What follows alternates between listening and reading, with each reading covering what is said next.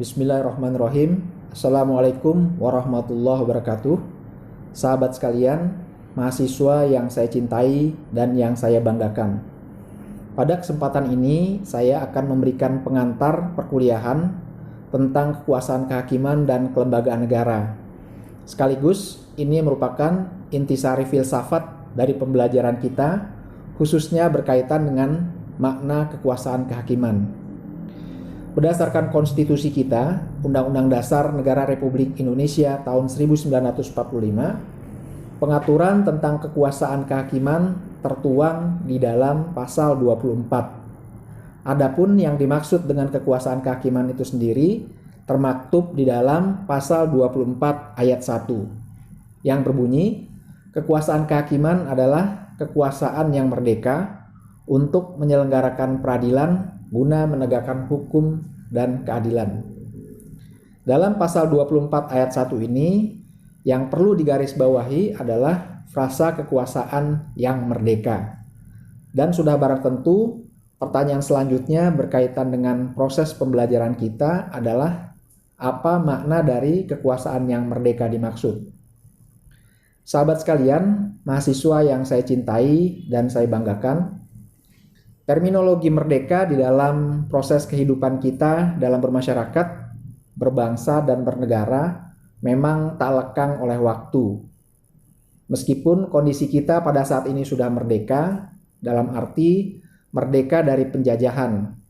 Namun lebih dari sekedar itu, terminologi merdeka bukan hanya dikaitkan dengan kekuasaan kehakiman semata-mata, tetapi juga di dalam berbagai aspek kehidupan, yang merupakan bagian dari hak asasi manusia atau HAM, antara lain adanya istilah kemerdekaan dalam berpikir, kemerdekaan pers atau kebebasan pers, bahkan hingga pada proses belajar mengajar yang kini semakin banyak dikampanyekan, yakni istilah merdeka belajar.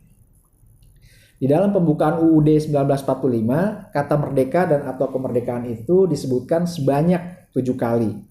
Di antaranya adalah di dalam alinea pertama yang berbunyi bahwa kemerdekaan itu ialah hak segala bangsa, serta alinea keempat yang berbunyi dan untuk membentuk suatu pemerintah Indonesia yang melindungi segenap bangsa Indonesia serta seluruh tumpah darah Indonesia, dan untuk memajukan kesejahteraan umum, mencerdaskan kehidupan bangsa, dan ikut melaksanakan ketertiban dunia yang berdasarkan kemerdekaan.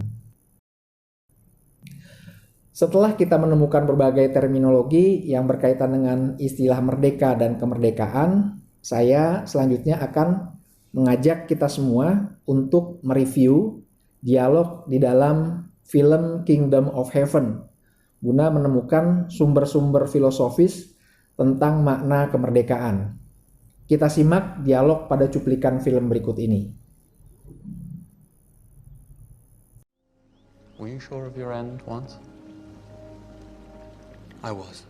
What was it? To be buried 100 yards from where I was born. And now? Now I sit in Jerusalem and look upon a king.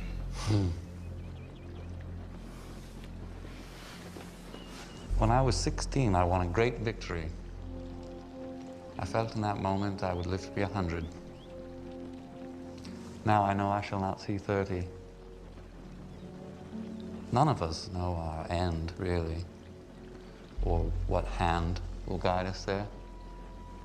A king may move a man.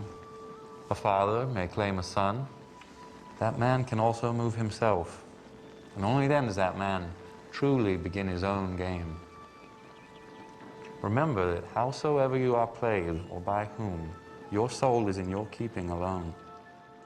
Dialog tersebut dilakukan oleh the fourth King Baldwin dengan Balian from Ibelin sebagai panglima perang salib. Film tersebut berlatar belakang perang salib yang terjadi pada sekitar abad ke-12 antara pasukan tentara salib dengan tentara muslim di bawah pimpinan Salahuddin Al-Ayyubi. Berperan sebagai Raja Baldwin adalah Edward Norton dan Balian from Ibelin diperankan oleh Orlando Bloom. Dan film tersebut sempat hits dirilis sekitar tahun 2005. Dialog yang cukup epik yang memiliki kesan mendalam yang menyentuh aspek filosofi tentang makna merdeka. Perhatikan kalimat yang diungkapkan oleh raja. A king may move a man, a father may claim a son. Remember, howsoever you are played or by whom, your soul is in your keeping alone. Konteks kemerdekaan dalam dialog tersebut adalah menyangkut kemerdekaan jiwa yang tidak dapat direnggut oleh siapapun dan oleh pihak manapun. Konteks kemerdekaan jiwa ini merupakan salah satu bentuk filosofi sederhana yang dapat dirujuk ketika kita membicarakan tentang makna kekuasaan kehakiman. Nah, di dalam dialog tersebut, yang namanya jiwa secara ideal selamanya adalah merdeka, bebas dari apapun dan lepas dari pengaruh apapun. Pemikiran ini pada hakikatnya merupakan pemikiran yang mendasarkan pada cara berpikir manusia yang mengandalkan atau mengedepankan kepada rasio atau akal pikirannya sendiri.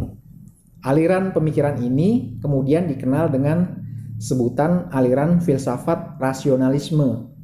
Pada abad ke-18, kala itu di Eropa Barat dikenal dengan istilah zaman pencerahan atau zaman Aufklärung. Aliran ini kemudian berkembang dan salah satu tokoh dalam aliran ini adalah Immanuel Kant yang pemikirannya dipengaruhi oleh Gottfried Wilhelm Leibniz yang hidup sekitar abad ke-17 hingga 18.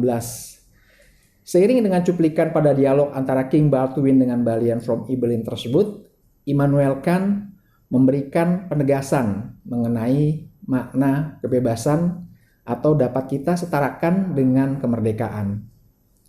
Dalam terminologi Kant tentang kebebasan, setiap tindakan manusia itu harus didasarkan pada prinsip semesta. Prinsip semesta adalah penghargaan terhadap manusia sebagai makhluk yang bebas dan otonom. Tentunya kebebasan itu didasarkan pada akal budi manusia tersebut. Di dalam ajarannya mengenai moralitas otonom sebagai otonomi kehendak, Immanuel Kant mengatakan bahwa moralitas otonom merupakan prinsip tertinggi sebab ia berkaitan dengan kebebasan atau kemerdekaan yang sangat hakiki dari tindakan makhluk rasional atau manusia. Nah, sahabat sekalian, para mahasiswa yang saya cintai dan saya banggakan, berdasarkan uraian yang tadi saya sampaikan tersebut, kiranya kita dapat memetik sebuah pembelajaran, sebuah makna tentang kekuasaan kehakiman yang di dalam konstitusi tersebut tertuang di dalam pasal 24.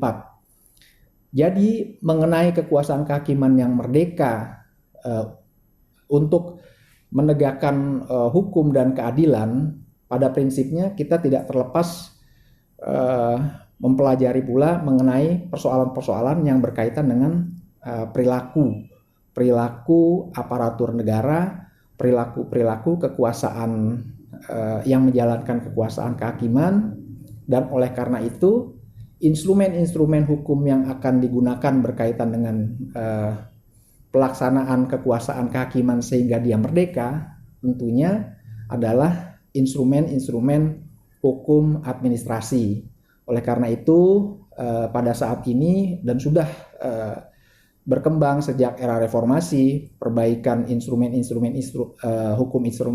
hukum administrasi sudah mulai atau sudah kian berkembang dalam rangka untuk menjaga perilaku, mengendalikan, mengontrol perilaku aparatur negara, perilaku pelaksana kekuasaan kehakiman itu sendiri agar di dalam menjalankan segala tugas-tugas yang diberikan kepada mereka itu dapat merefleksikan atau menghasilkan kualitas hukum yang terbaik yang benar-benar bisa merefleksikan kepastian hukum yang berkeadilan.